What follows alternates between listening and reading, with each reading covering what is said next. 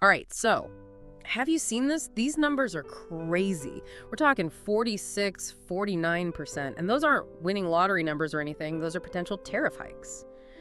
On goods, get this, coming in from Vietnam, Laos, and Cambodia. Yeah, I saw those figures. Definitely caught my eye. And on top of that, there's this proposed universal 10% import tax.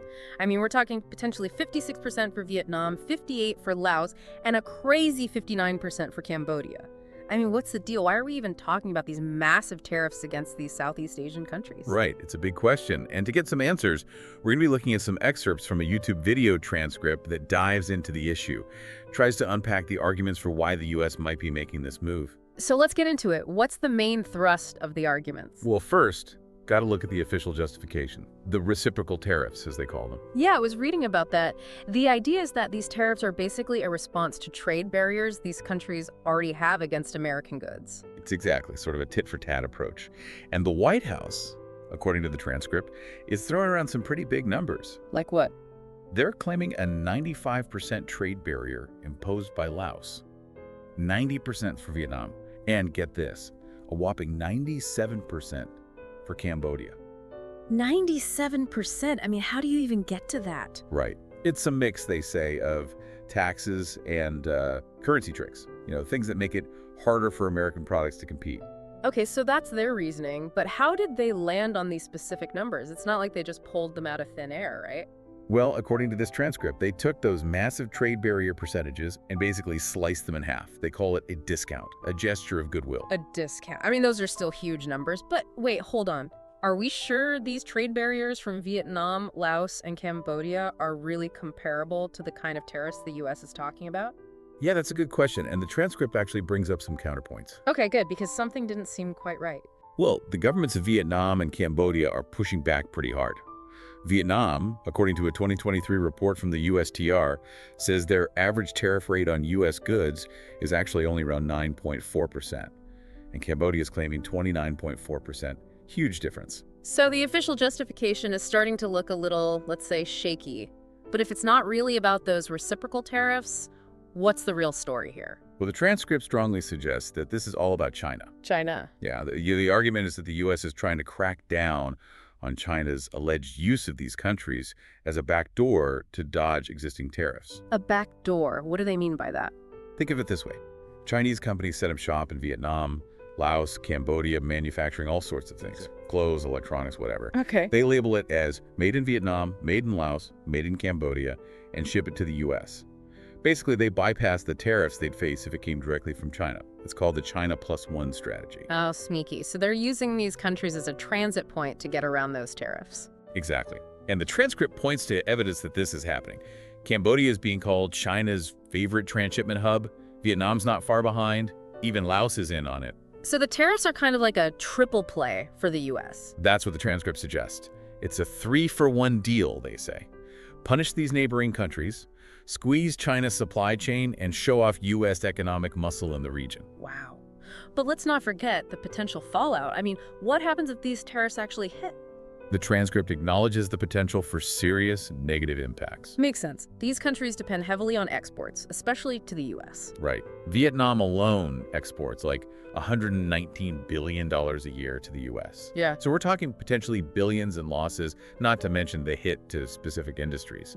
Textiles, footwear, electronics, even coffee. But the transcript also presents the counter-argument, right? That these tariffs are a necessary tool. Yeah, from the U.S. perspective, it's about protecting American jobs, American factories, and the economy.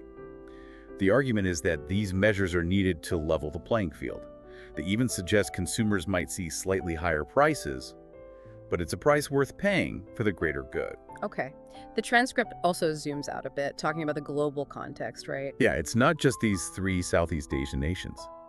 Places like Lutu and St. Pierre and Miquelon are facing even higher proposed tariffs, like 60%.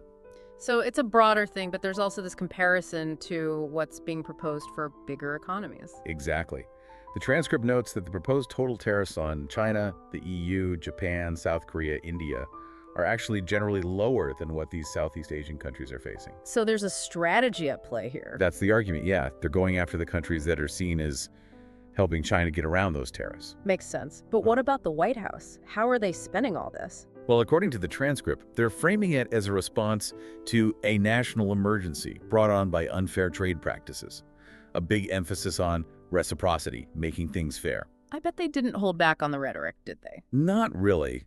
The transcript quotes them saying that Laos, Vietnam, and Cambodia have basically grown fat off America's generosity while helping China cheat the system. Wow, strong words. And I assume the USTR, the U.S. Trade Representative, plays a part in all this. Oh yeah, the transcript says their National Trade Estimate report is basically the justification. It identifies all these unfair trade barriers that these countries are allegedly putting up, and that feeds right into the reciprocal tariff argument. But remember that discrepancy we talked about between the USTR's own numbers and the ones being used to justify these tariffs? Makes you think. Definitely raises some questions. But even with all the focus on these Southeast Asian nations, the transcript really drives home the point that China is the main target here. Right, it all comes back to China. Exactly.